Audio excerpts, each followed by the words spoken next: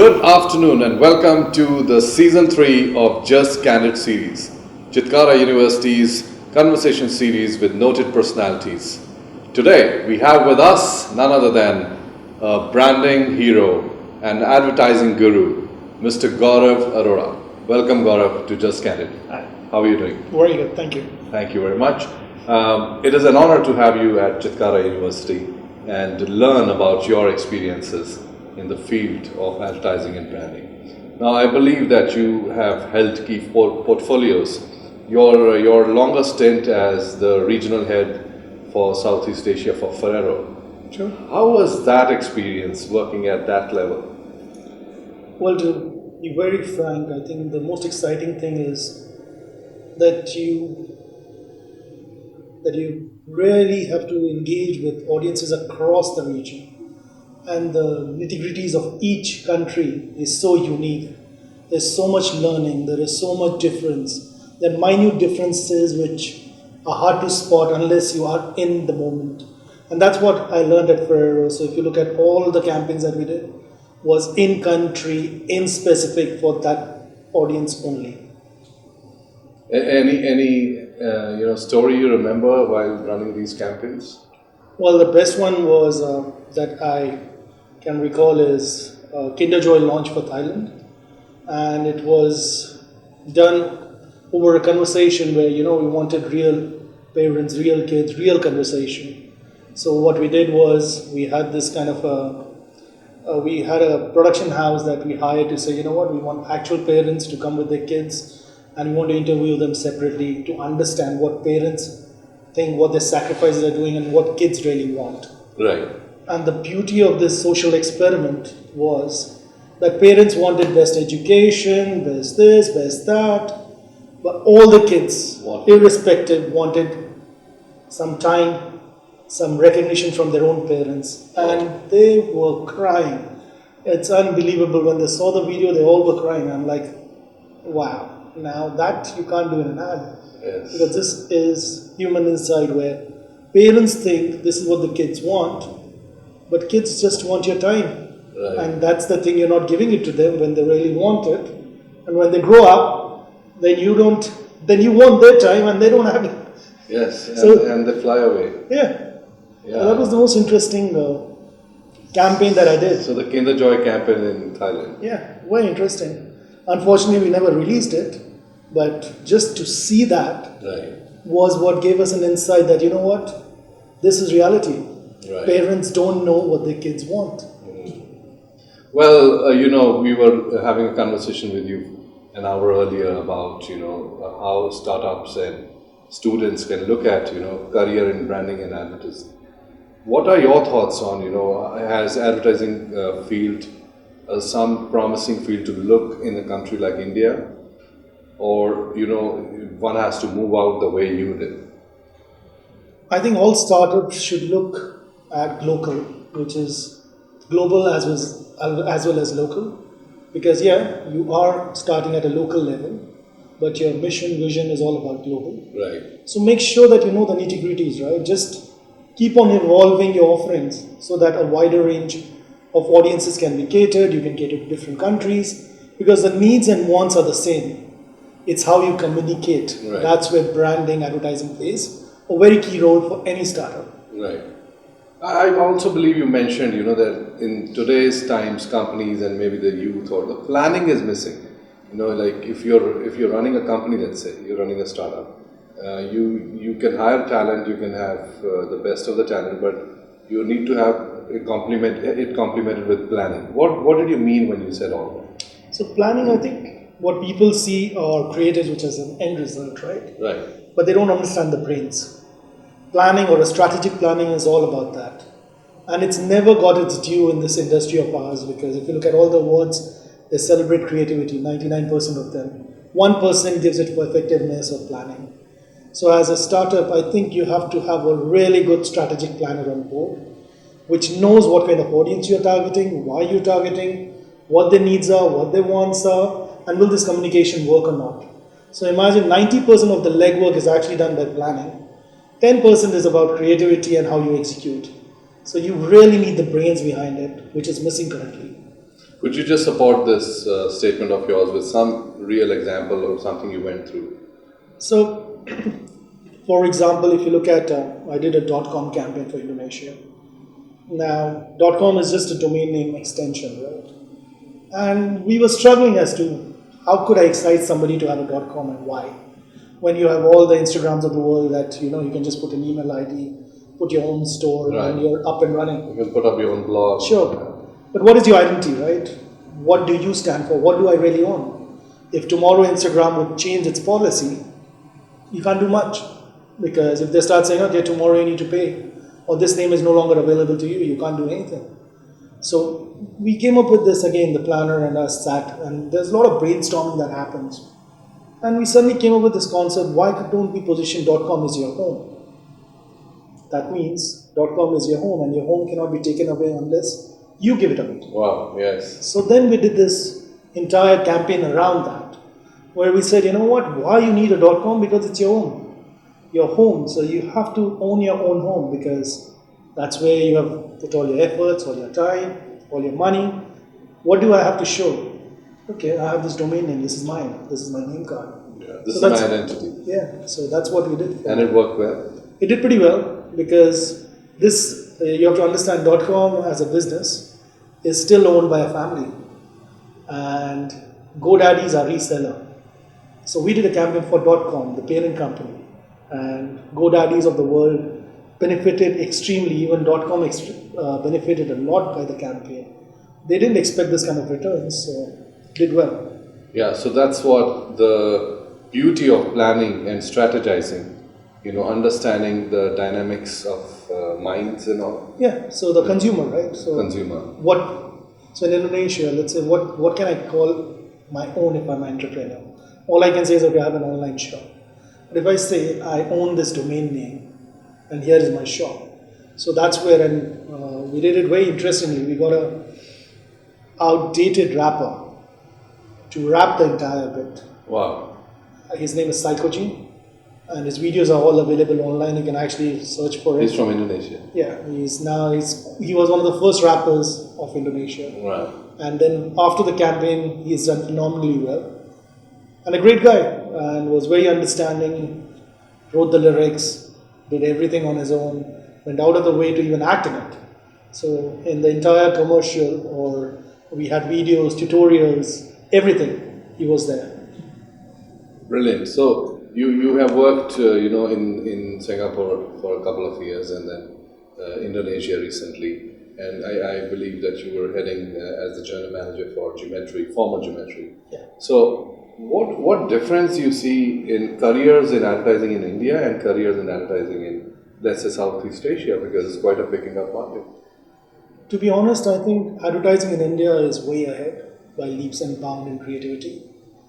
But in, let's say, Singapore, where it's time-led, process-led, time is of essence, and there are so many guidelines you need to follow, so you're always in the box. You can't really think outside the box. The moment you do that, there are so many regulatories you have to go through, get so many approvals. It's quite a nightmare. But that doesn't apply to countries like India or Indonesia. So in Indonesia and India, creativity can thrive. You can get away with quirky, below the belt advertising. In Singapore, you can't. Right. Everything has to be vetted and approved by the government.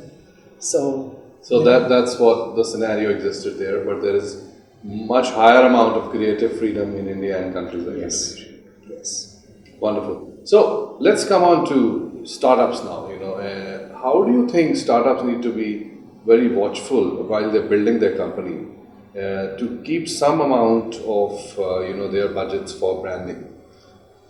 So as a startup, I think because you are so, let's put it this way, you have zero money or $0. Right.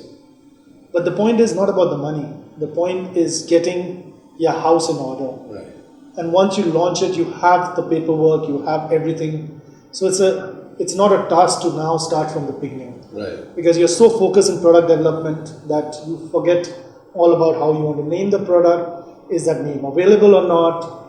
And then you keep on doing these rounds with the name, and then suddenly at the end of the day you realize, oh sorry, it's not available. Right. So all the effort and time is gone. So that's why, Get your house in order, get your basics in order, keep it. The moment you have money or a little money, you do it. Otherwise, it's fine. Nobody's saying to spend anything, but just keep your house in order. I see a lot of startups, we deal with them. A lot of startups struggling with a logo. And some of them don't want to get convinced that logo, how important is a logo. I want to talk about logo. It's a very basic thing, but it's a part of their branding communication. What do you think a logo should be of? And what should people look at a logo and what should they get it? Logo for me is all about simplicity. It's got to be simple. I look at the symbol and I know what you do. Or I should have a fair idea of what this is going to do for me. You look at logos that really define creativity, like you look at the logo of Kodak, it's just a simple K. You look at for McDonald's, it's just an M, the golden arches. You look at Coca-Cola, it is spelled. So all these logos are simple, straightforward, there's no rocket science in it, right? And it's recognition. And for people who don't understand the value for a logo, I'm wearing a white shirt, right? Now if I look at the logo, it's United as a Benetton. Right. So I might have paid twice the price for this, for the same quality of shirt. So that's what logos do to you. It's all about that little symbol that makes, it's not that the quality is inferior or superior, but how do you differentiate? Right. How do you create the mindset? How do you get associated with it? Yeah. So you believe that it's a very critical part and it has to be more simple? Yes, it's your identity. Right. It's like, okay, if you dress up and walk into a hotel, you will see that the staff is going to treat you very differently to vis-a-vis you get to go in singlets and shorts. Right. Why is there a dress code? There is an image that you build around. Look at the politicians now. All of them they're no longer seen in attires that they are smart, narrow coats, presentable. They're building a brand for themselves. They brand themselves. Building a personal brand. Yeah, so the recognition is, because look at social media, right? Everyone can take a picture of what you're doing and put it anywhere and everywhere. Yeah. So you want to be seen always right. And that is a fear now with people because you just can't be seen, you just can't drop your guard anymore. Let's put it that way. Absolutely. I think that's a very, very minute, keen, important observation. Yeah. So in the coming times, how do you see branding and advertising changing? Like we have seen a slight downfall in the print media. Do you agree? See, I think or is it still very important? I think all mediums of advertising are important. You look at radio. Everyone said radio is dead. Look at them now. It's come back. It's come back. It's stronger, brighter, bigger, more entertaining. Look at Karma and all these sort of anything. things. So, you can't, for me, you cannot say a medium is going to go away. They all complement each other. So that's why your messaging, what you need to understand is your messaging can be different in different mediums. Right. Do not stick to one messaging across all mediums because it doesn't work. A radio is all about how you talk. What are the pitches, up, down. So hence, your radio ad, you really need a great voiceover. For a TV, you need a really presentable person to be seen. For digital, there is insane amount of things you can do. And no one does a TV ad that runs for 2 years anymore. Prior to 5 years back, all ads would run for 2 years or a year at least. Now the shelf life is less than 6 months. Why? Because fatigue. Look at the amount of advertising, the same advertising it's seen on your mobile, on your TV, on your laptop, on your desktop. Talk about any medium, you're just seeing the same ad over and over again. Right. So the fatigue is so high. That's why the production houses are struggling. They say, okay, if a budget was X, now it's Y, which is 10 times lower, but they want 6 edits in it, or 6 different versions of it. Why? Because after every 2 weeks, I need to change the spot because the audiences are bored. Absolutely. Yeah, I think that's very well explained. That's very well explained. So, coming on to see Chitkara University, when you were mentioning about radio, we have our own radio channel in-house and we cater to around 100 kilometer of a radius. Then we have an audience and we have a mass comm and journalism school here, media school. What do you think these students are, not only ours, but in general, media students need to do it right in their tenure of graduation to become some, a really talented, multi-talented, wonderful kids? I would just suggest listen. The problem that I see everywhere right now is no one is listening to understand. Everyone is listening to reply. If you go to your lowest common denominator, right from the person who's at the guardhouse, spend 5 minutes with him. You will be surprised what kind of information he can give you. If I run a radio channel and I ask him, sir, what kind of visitors are coming in? He is going to give you the wealth of information that can, translate into radio programs. When you go into your dhaba that I visited, speak to the person who served food and say which was the dish that was the highlight of the month. Suddenly you can do an episode on a radio saying, you know what, our pindi chole is a hit because everyone right from India to Indonesia to Australia who visited were craving about it, and that's why we have print special. Or, Wow.